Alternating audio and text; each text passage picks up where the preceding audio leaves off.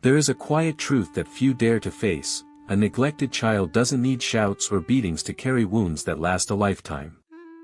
Picture this: an 8-year-old boy runs home bursting with excitement, clutching a colorful drawing in his small hands. He holds it up to his mother. But she's busy on the phone. He tries again at dinner, but the conversation of adults drowns out his voice. In the end, the drawing is folded away and forgotten. Not once, but dozens, hundreds of times. And slowly, the child learns a harsh lesson: joy, pride, even sadness, are things best hidden. Carl Jung once wrote, "Nothing hurts the human soul more deeply than being ignored." Because for a child, not seeing being is not just disappointed.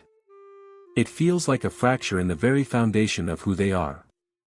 In this video, we will journey into the psychology of the ignored child, from the rewiring of the brain, to the invisible scars that shape adult relationships, and even the painful paradox: some of these children grow into deeply compassionate empaths, while others become covert narcissists, forever hungry for appreciation but hidden behind silence. This is not just an analysis. This is a journey.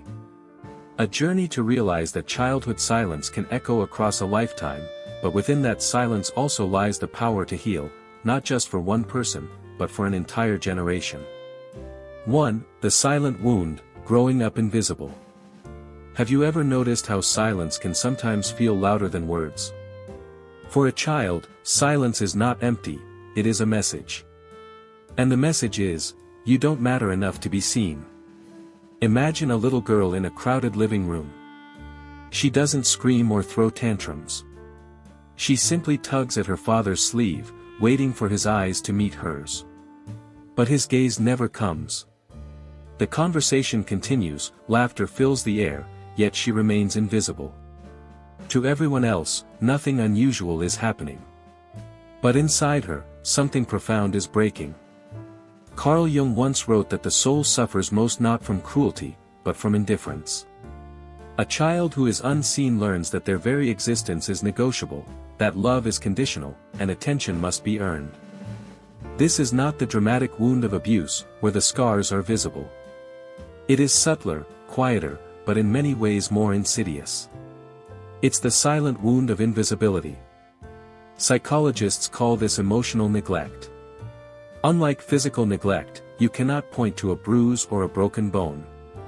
Instead, it seeps in like air, shaping the way a child feels about themselves without them even realizing it. And here lies the danger: because there's no dramatic story to tell, no obvious moment of trauma, the child grows up believing nothing was wrong, except for them. This is where the wound deepens. The child who was never mirrored back, never acknowledged, begins to carry an invisible burden into adulthood. They walk into rooms and feel compelled to shrink. They succeed, yet dismiss their own achievements.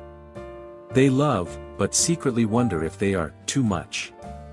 The wound is silent, yes. But its echo is deafening. And this is where our journey begins, by naming the invisible, by daring to look directly at the pain that hides not in what was done, but in what was missing. 2. The neglect schema, when the brain learns to disappear. A child's brain is not just a biological organ, it is a storyteller.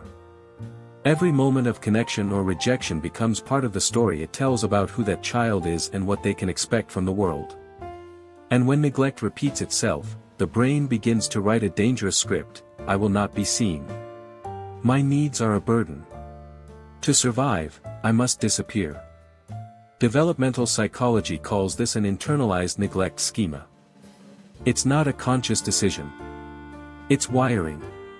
Each unanswered plea, each absent glance, strengthens neural pathways that teach the child to anticipate dismissal.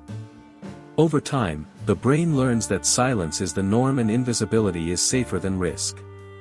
One of the most haunting illustrations of this came from Edward Tronick's still face experiment in the 1970s.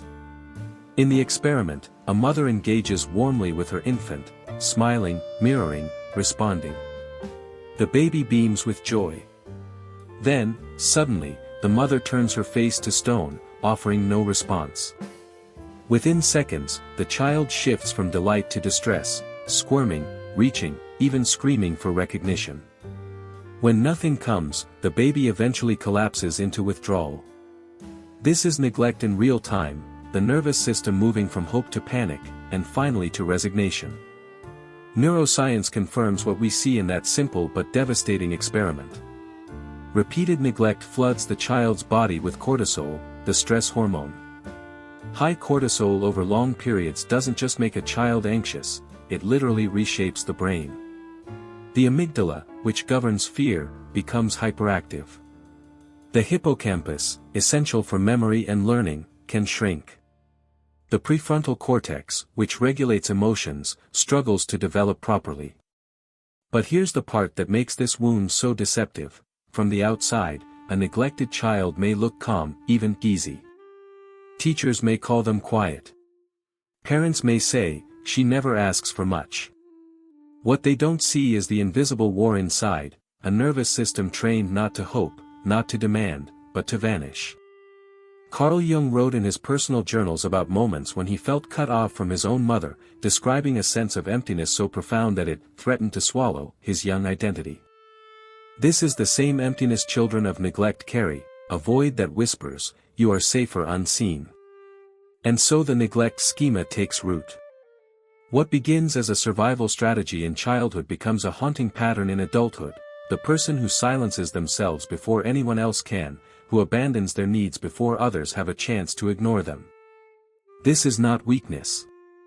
It is adaptation. But adaptation is not healing. 3. Childhood in silence, the unseen moments of absence. Neglect doesn't always announce itself with bruises or shouts. More often, it hides in plain sight, woven into the quiet moments no one remembers, but the child never forgets. Picture a little boy at the dinner table. He raises his hand to share a story from school, but the conversation moves past him. His words hang in the air for a second before vanishing. Or a girl who saves her best joke for her parents, only to find them too tired, too distracted, too busy to laugh. These are not dramatic betrayals. They are small, ordinary absences. And yet, when repeated, they echo louder than any single act of cruelty.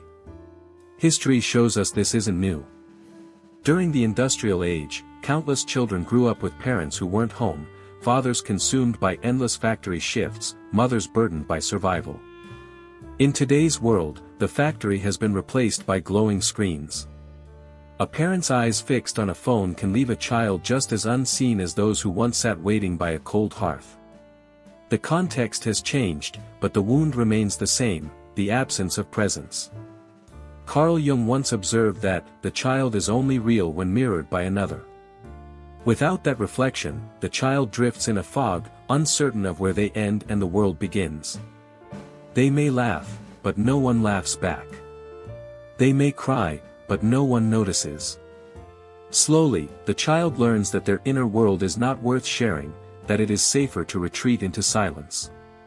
This silence is deceptive. From the outside, it looks like obedience, maturity, even strength. Teachers might praise the quiet child. Relatives might admire how low maintenance they seem. But inside, what's unfolding is not strength, it is erasure. The child is training themselves to exist without taking up space. And here lies the tragedy. It is not the dramatic scenes that shape them most, but the hundreds of invisible absences, the missed glances, the forgotten birthdays, the unanswered questions. What the adult dismisses as nothing, the child carries as everything. When childhood becomes a symphony of silence, the notes of self-worth never get played. And that silence does not vanish with age, it lingers, echoing in the background of every friendship, every romance, every dream the child dares to chase. 4. The psychology of invisibility, how neglect reshapes the self.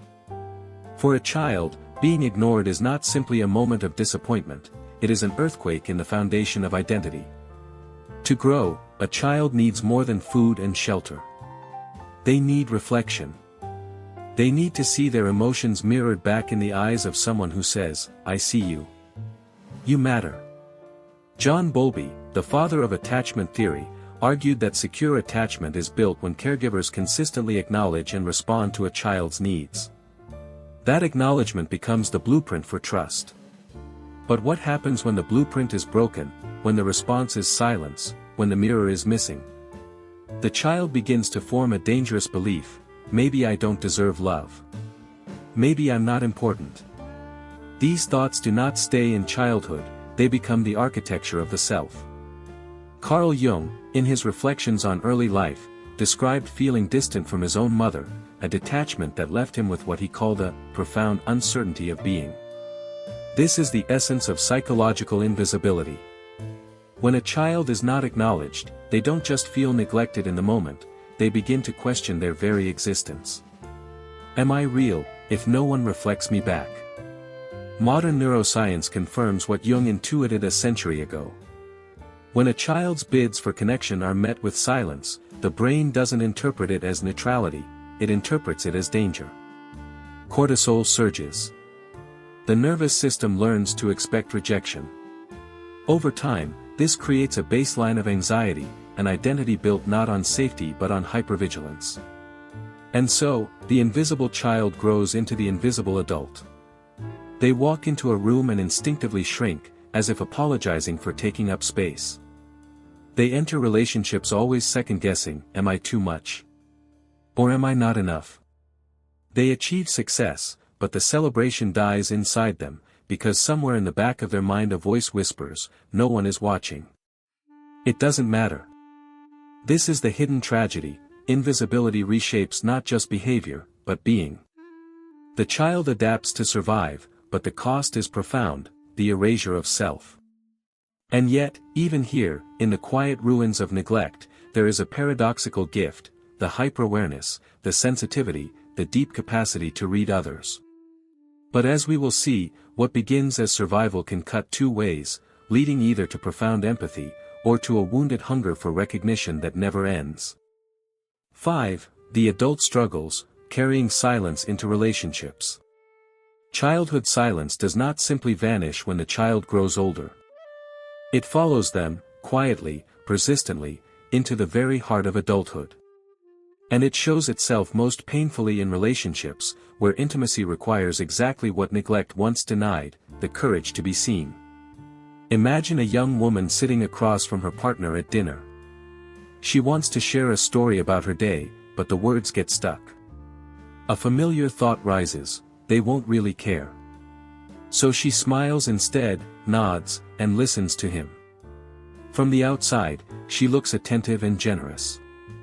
Inside, she is drowning in the same invisibility she knew as a child. Psychologists have mapped out the common adaptations of neglected children once they reach adulthood. First, the avoidant, the one who fears rejection so deeply they never let anyone close.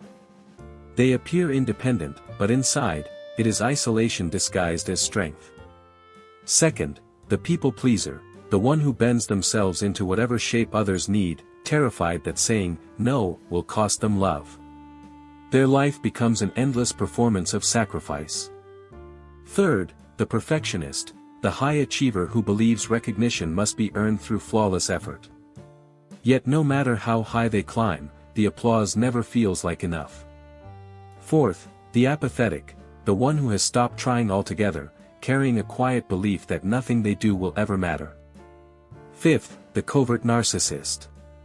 Perhaps the most paradoxical adaptation, this adult hides their hunger for validation beneath a mask of humility. Unlike the grandiose narcissist who demands the spotlight, the covert narcissist longs for it in silence. They may appear modest, fragile, or self-sacrificing, but beneath lies a deep wound, the desperate need to be recognized at last. Their childhood neglect planted the belief: if no one sees me, I must create ways to be noticed. This often leads to subtle manipulation, passive-aggressive behaviors, or a quiet resentment toward those who receive the attention they crave. What unites all five is the same origin: the silent wound of being unseen. Each path, avoidance, pleasing, perfection, apathy, or covert narcissism, is not a moral flaw but an adaptation. The psyche found a way to endure when acknowledgement was absent. Yet if left unhealed, these adaptations become prisons, keeping the adult trapped in the very silence they once used to survive. These roles are not random, they are echoes of survival strategies learned in childhood. What once protected them from the sting of neglect now sabotages their ability to love, to trust, and to belong. Carl Jung once noted that the greatest burden of the psyche is to carry what was left unspoken. For the neglected child who becomes an adult, that burden shows up every time they silence themselves before anyone else can. Every time they dismiss their own needs before another has the chance to ignore them. And so, in love, they hesitate. In friendship, they overgive. In success, they minimize. The thread running through it all is the same, a haunting belief that their presence weighs too heavily on others. This is the quiet tragedy of the neglected child grown up. Their relationships may look normal from the outside, stable jobs, marriages, friendships, but beneath the surface lies a fragile architecture of doubt, built from years of silence. Yet, hidden in this struggle is also the seed of transformation. Because the very sensitivity that makes them vulnerable in love can also become their greatest gift, if, and only if, they learn to turn that awareness inward, to acknowledge themselves first. 6. The empath or the covert narcissist, two faces of neglected children. When a child grows up unseen, their psyche does not remain neutral. It adapts. It twists.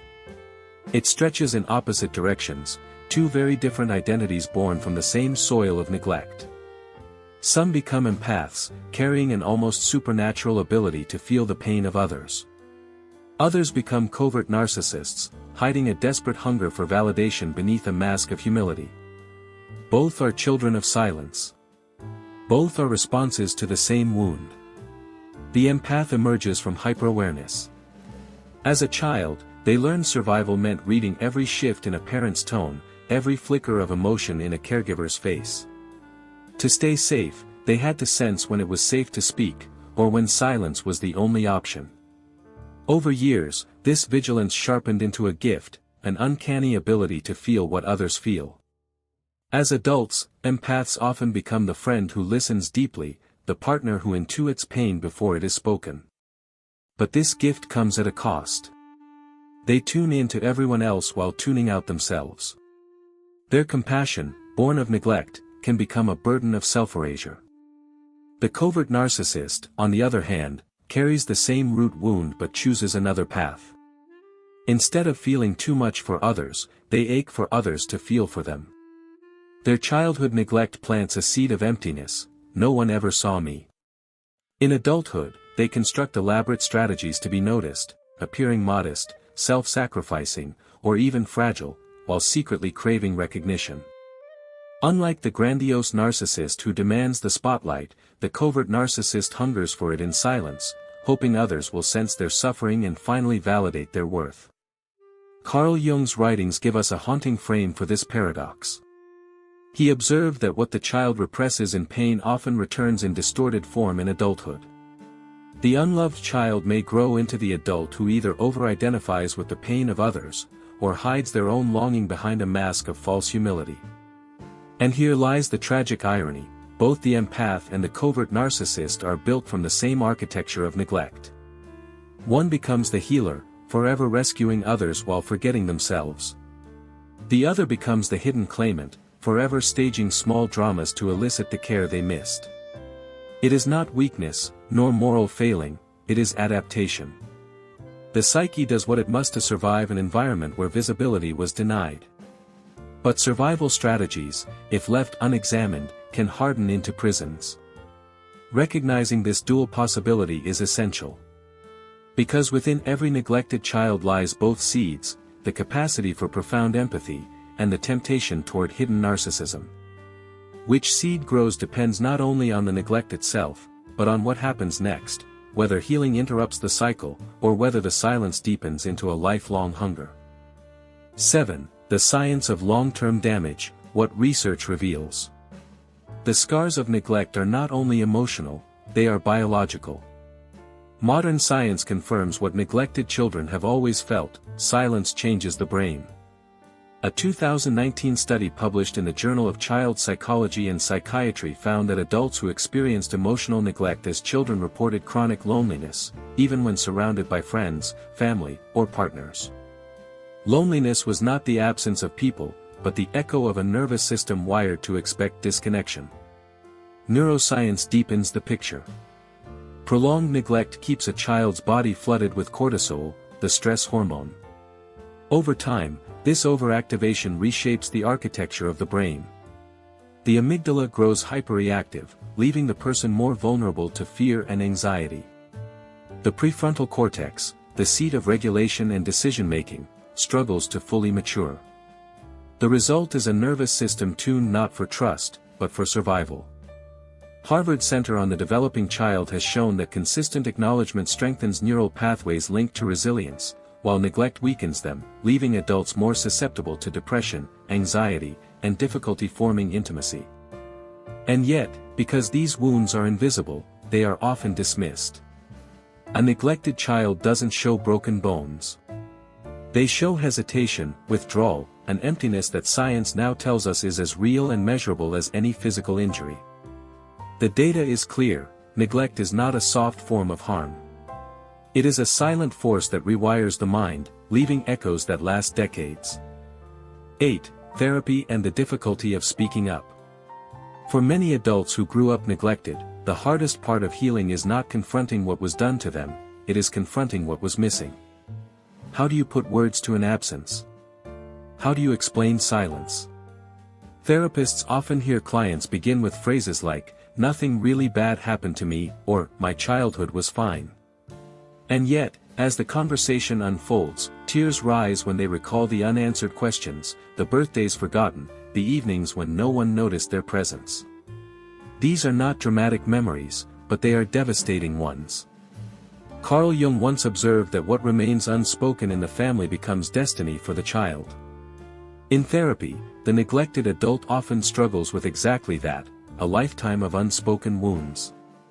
They hesitate to voice their needs, fearing that even in the safe space of therapy, they will once again be dismissed. Silence becomes both their prison and their defense. Psychologically, this hesitation makes sense. Speaking up activates the very circuits shaped by childhood neglect. The nervous system braces for rejection, the body tenses, the mind whispers, "Don't ask, it's safer not to." To find words for their pain feels like betraying the strategy that once kept them alive. But here lies the paradox: healing requires breaking that silence. Naming the absence transforms it into presence. Saying, "I was not seen," or "My needs were ignored," is not weakness, it is the first act of reclamation. And though this step is terrifying, it is also revolutionary. Each time a neglected adult dares to speak, they defy the script written for them in childhood. They prove to themselves, and to the world, that their voice, long buried in silence, was always meant to be heard. 9. Breaking the cycle, healing the invisible wound. The silence of neglect does not have to be a life sentence. What begins as survival can be rewritten into healing. But to do so requires courage, not the dramatic courage of battlefields, but the quieter, harder courage of turning inward and acknowledging what was missing. The first step is recognition. Saying to oneself, "What happened to me mattered. My needs were real. My pain is valid." This act, small as it may seem, is revolutionary for someone taught since childhood that their voice didn't count. From here, healing becomes a practice. Therapy offers a safe space to rebuild trust. Cognitive behavioral approaches help challenge the old schema of invisibility. Inner child work invites the adult to sit with the child they once were and finally say the words no one said, "I see you. You are enough." Even daily rituals can rewire the nervous system. Celebrating small victories, writing down emotions instead of swallowing them, or daring to say to a friend, "I need you to listen to me right now."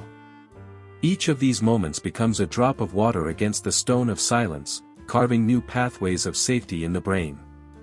Carl Jung believed that wounds can become doorways, that the very places we are broken are where the light enters. The neglected child, by choosing to heal, does more than repair themselves. They interrupt history. They prevent silence from echoing into another generation. A parent who learns to acknowledge their own needs becomes a parent who can acknowledge their child's. A partner who learns to speak their truth becomes a partner who invites intimacy instead of fearing it. Breaking the cycle is not about perfection. It is about presence. Each time a formerly neglected adult chooses to listen to themselves, they teach the world a new language, one of recognition, of compassion, of visibility. And in that choice, the wound does not disappear, but it transforms. What was once absence becomes the ground on which resilience is built. What was once silence becomes the voice of someone who has finally learned to see themselves. 10. From silence to legacy, the power of healing. Neglect teaches a child the cruelest lie, that their existence does not leave a mark. But the truth is far more powerful. Every ignored child carries within them not just pain, but the potential to transform that pain into legacy. Consider this: the adult who once sat quietly in their childhood bedroom, waiting for someone to notice them, may grow into the person who refuses to let others go unseen. The friend who always listens. The partner who shows up. The parent who bends down, looks their child in the eye, and says, "I'm here, I see you." What was once absence becomes presence multiplied. Carl Jung believed that the personal wound, when integrated, becomes part of the collective healing. The ignored child who chooses to acknowledge themselves breaks a chain that may have stretched back for generations. In doing so, they not only reclaim their own voice, but they hand that voice to the future. And this is the paradoxical gift of invisibility: it can sharpen empathy, deepen awareness, and fuel a hunger for truth that the world desperately needs. Some of the most compassionate, intuitive, and resilient adults you will ever meet are those who once felt unseen. Their legacy is not defined by neglect, but by the bravery to transform it. So if you were that child, if you ever sat in silence wondering whether your presence mattered, let these words reach you now: you matter. You always did. Healing is not about erasing the past. It is about writing a new story from it. And every time you honor your needs, every time you speak when silence feels safer, every time you choose presence over absence, you are leaving a legacy. A legacy that says, "I was here. I was seen." And because of that, others will be seen too. The silent wound can echo across a lifetime. But when it is met with courage and compassion, that echo transforms, from a cry of invisibility into a voice of healing that resounds for generations. Before we end, I'd love to hear from you.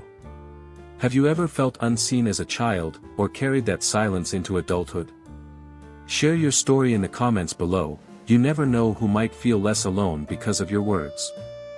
And if this video spoke to you, make sure to subscribe and turn on the notification bell, so you won't miss the next chapter in this journey of healing and self-discovery.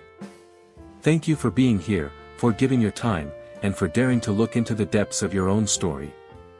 Until next time, take care of yourself, and I'll see you soon.